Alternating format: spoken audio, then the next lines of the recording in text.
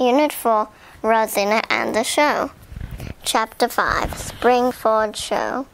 On Springford Show morning, Rosina woke before it was light. Her father had started the milking very early, so he was almost finished by the time she had fed the calves. Together, they went to load the show animals.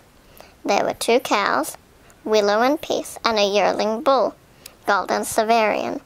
For the whole of the last week, Rosina had been helping to lead them, groom them, and feed them in the barn, and the night before she had shampooed their tails. Star went into the truck last, as she was the smallest, and Rosina worried that the bigger cattle might knock her over. "She'll be all right," said her father.